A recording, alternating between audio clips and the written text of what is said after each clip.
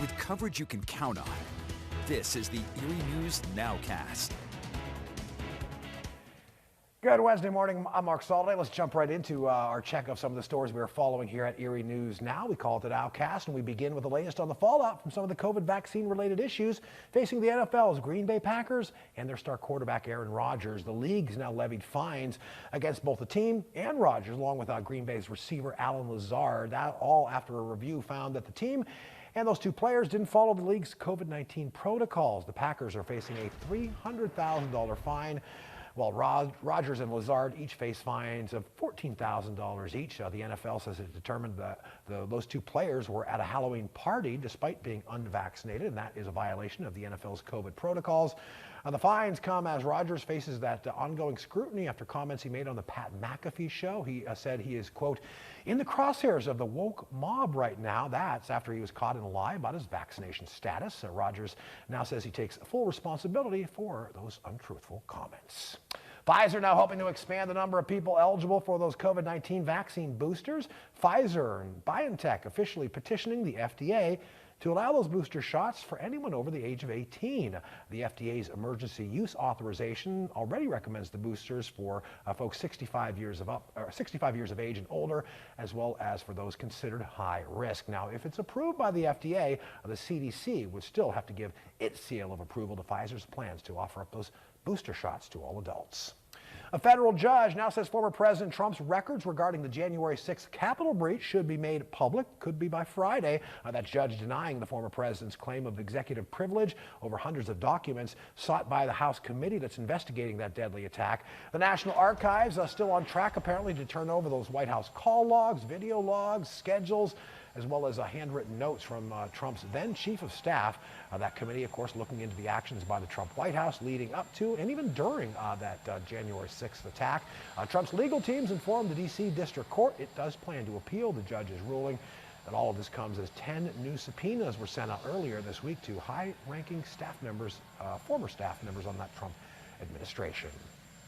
Well, down in Harrisburg, there's a debate underway this morning after the state Senate okayed two new bills connected to gun laws here in the Keystone State. One would let people carry a loaded gun openly or concealed without a permit, and the other would punish municipalities that look to impose firearm ordinances stricter than the current state law. Now, Republicans in Harrisburg say this was all about the Second Amendment, that right to bear arms without restrictions, they say. Democrats say this measure will just lead to more gun-related violence, gun deaths.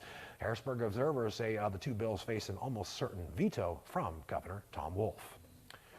We have new images this morning of that Crawford County house where state police say they found an 11-year-old boy dead, and they have since charged that boy's adoptive mother with his murder. State police say they went to this home on Mallard Road near Cochranton back in September and found 11-year-old Najir Deal dead in his bedroom. Troopers say a test then showed poison in the boy's blood. And just this week, they charged his 62-year-old adoptive mother, Mary Deal, with that boy's murder. Deal in jail while that state police investigation continues. And months after federal agents searched the offices of a local physical therapy business, the owners of that business are now under indictment. Fraud charges coming from a grand jury. 18 of their workers are also facing that grand jury indictment. Aaron Hurdle and Michael Brown are now accused of conspiracy and fraud. Prosecutors say their business systematically defrauded insurance companies and the government out of millions of dollars. They're accused of, among other things, using unlicensed technicians to provide physical therapy, but charging patients and insurance companies as if the treatment was performed by licensed technicians. Well, they're searching for a cause today after a fire broke out on Erie's west side last night. This is around 10 o'clock. Flames at an apartment house at West 17th and Walnut. Crews did manage to knock down the fire pretty quickly. No reports of any injuries. And again, they're searching today for exactly how this one got started. Well, the holiday season is coming up on us pretty quickly. Just 2 weeks and 1 day to go till Thanksgiving. Inside, though, one downtown Erie restaurant is already looking an awful lot like Christmas. Erie News Now's Molly Samora explains. A process. Yesterday was 7 people for about 6 hours to do the ceiling, and we have so much more coming this year too. Molly Brannigan's general manager Rachel Goddard tells me that's why they're starting early to decorate, as it'll take them days to deck it out for Christmas. Everybody asked about it. Everybody's so excited about it. We know that we'll see a lot of people over the holidays, and we want to lift people's spirits and bring that special holiday magic to the community. Molly Brannigan says the official Christmas bar will be launching next week at the Irish Pub. Goddard informs me not only will there be more lights this year, some new menu items and a new cocktail menu for the holiday bar with drunken hot cocoa and drunken desserts, you know, some new fun things. Check. All right, meteorologist David Walter checking that first warning forecast for us. It's not looking like Christmas outside, while it may certainly look like it inside Molly Brannigan's. Yeah, certainly. We are dealing with some vibrant sunshine today. Temperatures up there into the upper 40s, lower 50s. Some folks, I know over the last couple of days when the weather is good, they like to put up those Christmas decorations a little early. They may not turn on the lights just yet, but you can obviously deal with more comfortable stuff when it is sunny out and we've got temperatures in the 40s and 50s compared to a windy and 30s and 40s. And we will certainly be looking at a gustier wind as we head on into Veterans Day, but those temperatures will still be fairly mild. Right now you can see across the area we have a range from about 46 all the way up to 53, a little bit cooler for some of those inland spots. Winds very light overall, but they will certainly be gusty from the south as we do take you into the day on a Thursday. Doppler Max, nice and quiet, and you can see off to the west, we got some high clouds coming across Lake Michigan. Eventually, those will sweep over our way, but you can see farther to the west, we've got another storm system that will eventually bring us a little bit of rain and certainly more in the way of those strong gusty winds. Upper Peach Street right now, yeah, we lost the signal there, and here we go with the Bayfront cam. This is Oliver's, and we're at 53 degrees, and as we continue through the morning and then into the afternoon, those green bars, that means you're good to go. Not much of a breeze, so if you got to rake up some of those leaves or just, you know, get the kids out of the house. Sweatshirts, obviously a jacket certainly needed, and the sunglasses as well. Your zone forecast for today, temperatures lower middle 50s as we continue through the rest of the day. We'll see some of those high clouds later in the afternoon, but a good looking day across Crawford County. Same deal into Warren County as well. We have enough sunshine overall. Temperatures in the middle 50s. We'll talk more about an active pattern setting up over the next few days in just a moment.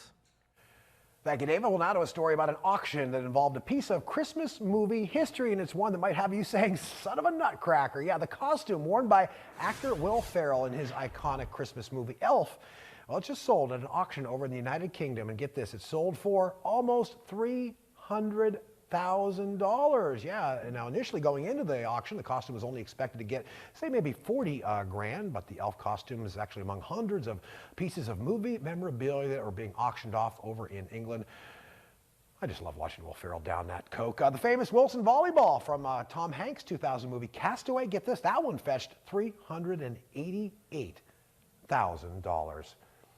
I can only trust that whoever bought the elf costume for what, close to 300 grand is doing it as an investment opportunity and not just for something to wear around the house come Christmas Day. Yeah, they have to love candy too. Candy canes, yes. Candy corns, yeah, candy, syrup, all the major syrup food on groups, everything. right, We yeah. are looking at we have some pretty sweet weather for us today and even tomorrow if you really like that warm weather. 66 degrees on Thursday, but winds will be up. We're going to hold off the rain until late in the day, which is good news because we do have some Veterans Day festivities going on, maybe a few parades out there. As we head on into Friday, 56 degrees, but what you don't see between Thursday and Friday for the daylight hours is a cold front bringing us some more rain. And we're not looking at a ton of rain with this front, but as it does sweep on through, some colder air will eventually come on in, especially this weekend. We'll have a little rain snow mix out there on Saturday. I don't see anything really significant, but Saturday night into Sunday could have more of a favorable wind flow off of the lake to allow for maybe some lake effect snow for areas further inland. So that's east and southeast of Interstate 90 as we head into next week. Still pretty chilly with some of those scattered rain and snow showers.